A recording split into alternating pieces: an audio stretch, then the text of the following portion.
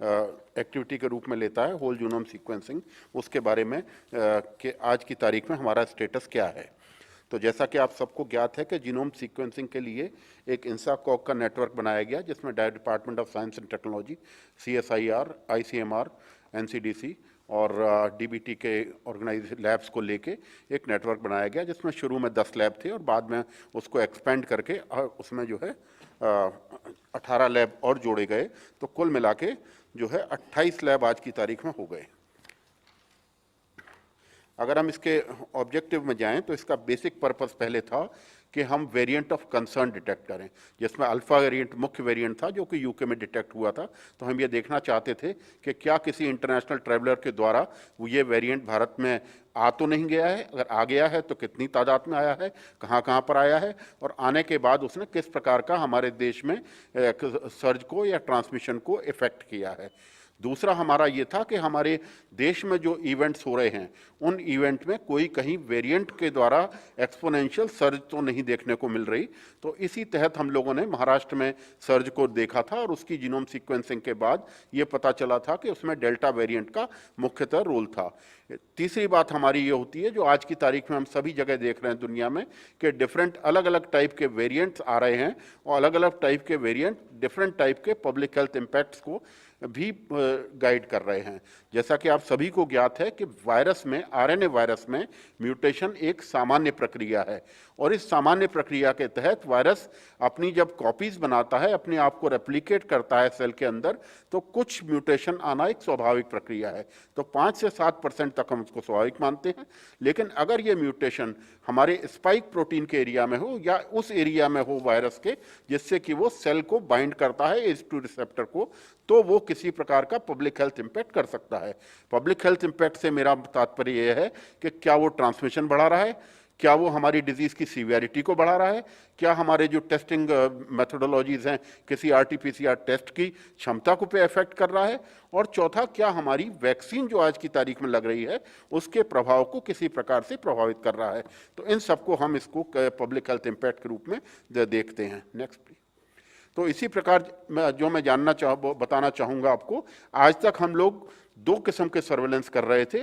पहला था जब हम वेरिएंट ऑफ कंसर्न, जो बाहर से आए हुए वेरिएंट को मॉनिटर करने के लिए। दूसरा था डेल्टा वेरिएंट के लिए हमने अपने देश में किस प्रकार से उसका प्रभाव पड़ रहा है। आज लेकिन जरूरत इस बात की है कि हम नए म्यूटेंट देखें, क्योंकि म्यूटेंट किसी भी समय किसी भी पार्ट में देश के आ सकता है। तो एक WHO ने एक स्ट्रेटजी निकाली कि सेंटिनल साइट आइडेंटिफाई करके हर प्रदेश में हर जिले के रिप्रेजेंटेटिव सैंपल को होल जीनोम सीक्वेंसिंग के तहत सीक्वेंस किया जाए और ये जानने की कोशिश की जाए कि क्या कहीं कोई ऐसा म्यूटेंट तो नहीं आ गया जिसके कारण आगे जाने पे एक हमको प्रभाव मिल सके पब्लिक हेल्थ। तो इसके लिए पूरे देश में सेंटिनल साइट बनाई गई। हर राज्य से कहा गया कि मिनिमम 5 लैब और 5 टर्शरी केयर हॉस्पिटल्स को आइडेंटिफाई करें एज सेंटिनल साइट, और ये देखें कि ये सेंटिनल साइट एक रिप्रेजेंटेटिव डिस्ट्रिक्ट्स के सैंपल्स को रिप्रेजेंट करे। तो उनको रैंडमली वहाँ से सैंपल भेजने के लिए कहा जाता है। 15 सैंपल्स प्रति लैब प्रति वीक, और अगर मिनिमम, जैसे कि आज की तारीख में हम सिनेरियो देख रहे हैं, कई जिलों में हमारे यहाँ 0 केस आ रहे हैं, तो उन जिलों में 15 दिन का हमने अंतराल रखा है, उसमें 15 सैंपल भेजे जाएंगे। तो ये हमारे डेजिग्नेटेड इंसाकॉग के लैब नेटवर्क में जाएंगे और उस लैब में इनकी सीक्वेंसिंग की जाएगी। आज तक हमारे 277 सेंटिनल साइट्स आइडेंटिफाई हो चुके हैं और ये सभी सेंटिनल साइट जुलाई के शुरू से ही रेगुलरली सैंपल्स भेज रहे हैं और 8000 से ऊपर सैंपल इन्होंने जुलाई के माह में भेजे हैं। Next please. तो इसी प्रकार अब जो मैंने अभी आपको बताया था, 4 हमारे वेरिएंट ऑफ कंसर्न है जिनको हम मॉनिटर करते हैं, अल्फा, बीटा, गामा, डेल्टा और डेल्टा प्लस, और 2 हमारे वेरिएंट अंडर इन्वेस्टिगेशन हैं, जो कि वेरिएंट्स को हम ये देख रहे हैं कि कहीं उसमें किसी प्रकार का पब्लिक हेल्थ इंपैक्ट तो नहीं है। इसमें कप्पा वेरिएंट और B1617.3, ये 2 वेरिएंट को हम इस प्रकार से जांच रहे हैं। तीसरा, हमारे जो मेन सैंपल हमारे आ रहे हैं वो आ रहे हैं नंबर 1 कम्युनिटी से, नंबर 2 ट्रैवलर्स और उनके कॉन्टैक्ट से। अगर हम आज की तारीख तक के डाटा की बात करें तो इंसाकॉग नेटवर्क के तहत 58,240 सैंपल हम लोग देख चुके हैं और इनमें से 48,478 सैंपल्स में पेंगोलिन लीनिएज भी दिया जा चुका है। ये लीनिएज एक साइंटिफिक प्रक्रिया है और इसके तहत इसको देने के बाद हम लोग जायसेड में इसको सबमिट करते हैं। Next please. अगर मैं आपको पूरे उसका परिदृश्य दिखाना चाहूँ तो आप ये देखेंगे कि जनवरी माह से लेके जहाँ B1117 जो हमारा मुख्य वेरिएंट था, जो आपको नीले कलर में दिखाई दे रहा है, ग्रेजुअली वो कम होता गया और हमारा B1617.2 जिसको कि हम डेल्टा वेरिएंट के नाम से जानते हैं, आज की तारीख में अगर आप देखेंगे तो मई जून से लेके आज जुलाई तक ये काफ़ी हद तक 80 to 90% तक वेरिएंट्स जो हमारे इसी प्रकार के हर लैब के प्रोपोर्शन से आ रहे हैं। Next please. ये हमारा एक डेल्टा प्लस का जो मैं आपको जानकारी देना चाहूँगा। आज तक हम लोगों ने 86 सैंपल्स में डेल्टा प्लस वेरिएंट पाया और डेल्टा प्लस वेरिएंट आज जिसको हम कहते हैं AY1, AY2, AY3 और AY एक और डेल्टा का वो निकला है जिसमें 501 एक और न्यू जीन पाई है, वो सिर्फ एक ही सैंपल में मिला है और महाराष्ट्र के, तो वो एक और है। तो 4 प्रकार के वेरिएंट्स को हम डेल्टा प्लस की कैटेगरी में डालते हैं।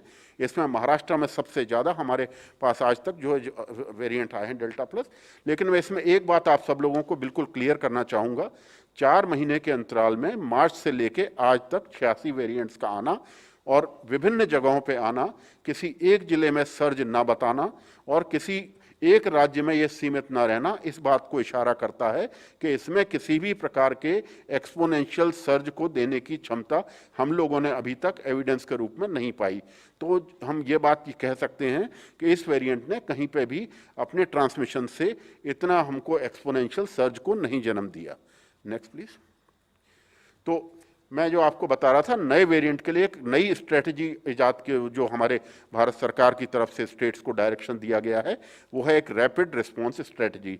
जैसा आप सबको ज्ञात है कि हर नए म्यूटेंट के लिए ये आवश्यक है, क्योंकि जीनोम सीक्वेंसिंग में समय लगता है और जीनोम सीक्वेंसिंग एक RT-PCR या दूसरे तरह का टेस्ट नहीं है। ये टेस्ट हमको जीनोमिक वेरिएंट्स और म्यूटेंट्स के बारे में बताता है। तो आवश्यक है कि जैसे ही म्यूटेंट का हमको लैब के द्वारा पता लगे, उसका कम्युनिटी में ट्रैकिंग और कम्युनिटी में कॉन्टैक्ट ट्रेसिंग एक तेजी गति से की जाए। तो इसके तहत हर जिले में, हर राज्य में, हम लोगों ने हर जिले में नहीं, हर राज्य में और मेडिकल कॉलेज लेवल पे एक रैपिड रिस्पांस टीम के गठन के लिए हम लोगों ने राज्यों से अनुरोध किया है और कई राज्यों ने इसके ऊपर कार्यवाही भी चालू कर दी है। जैसे ही नया म्यूटेंट आएगा, वो म्यूटेंट राज्य को, जिले को बताया जाएगा, सेंटिनल साइट को। इमीडिएटली जैसे ही पोर्टल पर लैब अपलोड करेगा, तो राज्य की ये जिम्मेवारी बनेगी कि रैपिड रिस्पांस टीम जाके उस पर्टिकुलर म्यूटेंट वाले केस से व्यक्ति से संपर्क करेगी और उस रैपिड रिस्पांस टीम में एक माइक्रोबायोलॉजिस्ट, एक पब्लिक हेल्थ का एक्सपर्ट और एक क्लिनिशियन होगा जो कि ये देखेगा कि क्या डिजीज की सीवियरिटी है, उसके कॉन्टैक्ट से एडिशनल सैंपल्स लेगा और उन सब सैंपल्स को सीक्वेंसिंग के लिए भेजेगा। और चौथा ये निर्धारित करेगा कि उसके जो कॉन्टैक्ट्स हैं और उसके जिले में किस प्रकार का फैलाव है, किस प्रकार की सीवियरिटी है, किस प्रकार की उसको पब्लिक हेल्थ इम्पैक्ट को जन्म दे रहा है। तो इसके लिए एक फास्ट ट्रैक मैकेनिज्म के तहत ये रैपिड रिस्पॉन्स स्ट्रेटेजी इजाद की गई। नेक्स्ट।